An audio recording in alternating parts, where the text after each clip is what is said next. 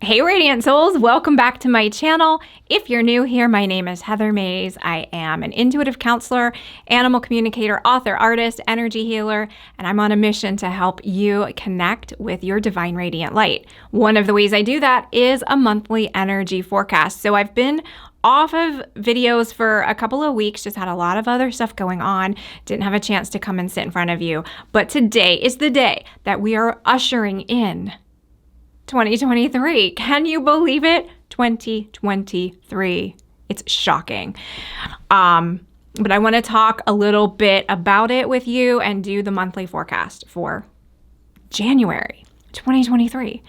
So if you're new to the monthly forecasts, I connect with my team of spirit guides, multidimensional beings. There's a whole crew and it varies from month to month, but looking at the energy forecast, not so much from a predictive perspective of what's going to happen on a certain day, but more so from what energy can we carry into the month to help set ourselves up for whatever comes, whatever is lobbed our way. We're going to be able to deal with it, to zig and zag around it, because we are going to bring this kind of energy to the table.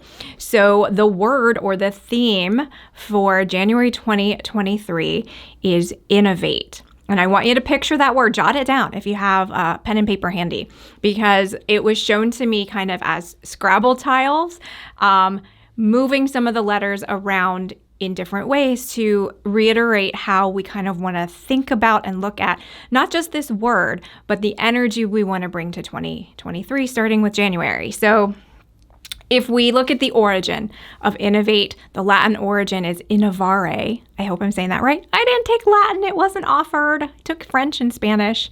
Both of those, I was an overachiever, but we just didn't have Latin. I can hardly speak English, so it was probably a good thing. But innovare means to renew, to restore. So when I learned that, I thought, that's really like innovate feels very good if we're thinking of the new year, because a lot of us have maybe resolutions, or you think of a word, or you think of like a goal. You set your goals going into the new year. So coming to a new year, refreshed, renewed, restoring things felt really on par and felt really good. But then the word was shown to me broken down a few different ways. So innovate, if we kind of take the INN and make that inner, we're looking at the things that are in us. Nova is like a star being born, bursting forth. Or you could even say ova, like eggs, something being born. So there's a fertility and a creativity perspective there. And then ovation is celebrating, yay, and things like that. So tuning in to yourself as a way to kind of sweep the environment and see what it is that you're ready to shift for yourself. What are you ready to make new again, to innovate? What are you ready to change? What stories are you telling yourself that you can maybe release, or you can look at from a different perspective? And then that inner knowing that you have. What I was seeing was kind of fine-tuning that and combing through it and saying, where are there maybe 1 degree shifts I can make? Maybe there's this limiting thought that keeps coming back. Maybe there's this challenge that keeps coming back for me. And I think for a lot of us toward the end of 2022, there were a lot of things coming at us, almost like when you have a water pitcher or a water filter and you kind of fill it, but it takes a while to filter and go down. It's like our little tanks got really full with a lot of stuff and it hasn't really filtered through us yet. So in innovating and allowing things to filter and pass through us, we are releasing them, but in a way that is freeing us. This is the time to take those things and really alchemize, expand them out, birth them into the world. The phrase I've mentioned a couple of times on videos here on this channel, but we're the sacred gardeners of divinity. We are taking whatever is around us, combining it with our own experiences, with our own reactions, with our own emotions, with our own wisdom, and releasing it back into the world as something unique, something new. We're innovators in that way. So January, the guidance is really to look around and do that. And when we look at the art in a minute, you'll see that the other image that goes with this is that of a filter. So if you think of, like putting oil in your car, there's the filter, and a lot of things can come in and they kind of get pared down. And I said water filter before, but now I'm picturing like like a Y-shaped or a cup with a little stem on it, that kind of filter. Allowing things to kind of slow down and acknowledge them as they get into that narrower part, and then releasing them in that burst of light and energy that allows you to then be like, whew, okay, that one is now out in the world on its own. And you don't have to be like, there's an element of creativity to that, but you don't have to be classified as like an author or an artist or whatever. Every single one of us creates in one way or another. We create our own reality. We create our day-to-day, like what we focus on, what we worry about, what we stress over, what we let slide past us. All of that is our creation. So really looking at how can you shift that for yourself, and in shifting that for yourself, that tiny little degree of change that you make for yourself. And maybe it is seeing someone as their highest and best self. Maybe it's seeing yourself as your highest and best self. Maybe, I think I mentioned a limiting thought before. Maybe it's finally letting go of that limiting thought that you have, that, man, that's just been in the back seat for a long time.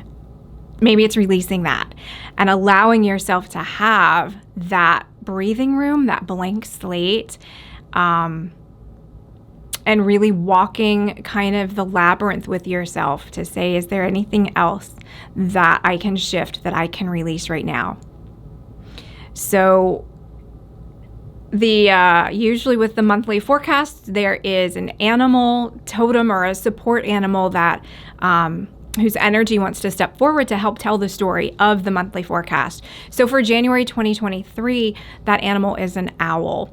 And there are a few ways we could take this. You could look at that as they're wise. They can be kind of stoic. They're birds of prey, so they really like go after something. All of that's valid. But what I was seeing was two different aspects. And one was seeing into the dark. Owls are nocturnal. They have amazing eyesight in the dark. What dark corners of ourselves can we look into to see things clearly? And then the more odd part of owl being the animal for this month is their digestion. So if an owl eats a really small animal, like a little mouse or a little bird, it's going to swallow the whole thing. It's not going to chew. It's not going to pick it apart. Generally, it's just going to gulp it down.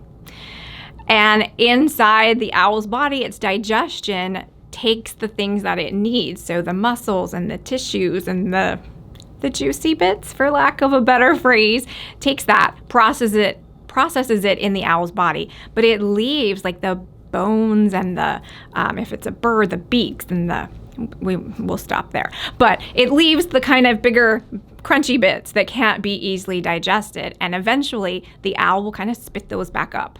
So it's not really the warm, fuzzy kind of animal totem. However, I think we can look at it as number one, what do we kind of chew on if we're thinking of like those limiting thoughts? What keeps, what's getting stuck in your craw, if you've heard that phrase. And what can you release in that way? What can you kind of regurgitate back out into the world because it's not serving you anymore. That's why the owl does it. It can't do anything with those crunchier bits, so it releases them. So what can you look at in the darkness, either of yourself or in the world around you, or in limiting beliefs, however you want to classify that for yourself? And then what can you release and filter through? Regurgitate is another way to say it, because you're digesting what you need, but you're releasing what you don't. So different ways to look at the same kind of theme. I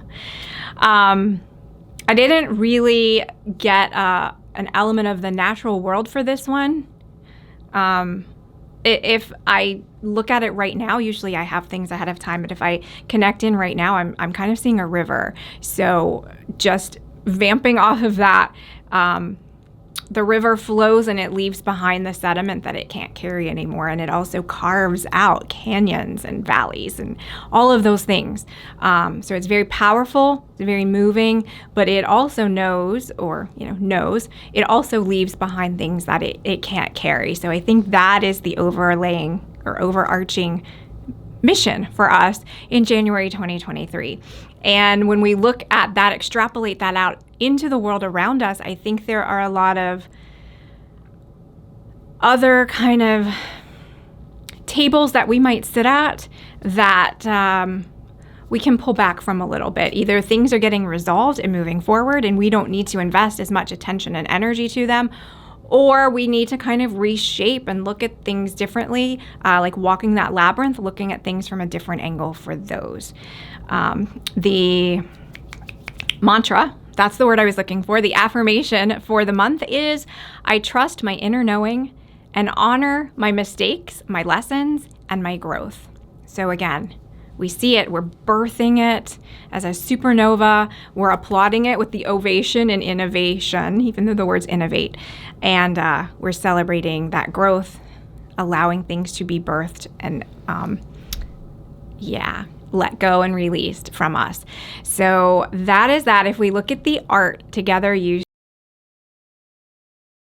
see the kind of filter that I was talking about, and there is symmetry, but there's not exact symmetry in the two halves of this.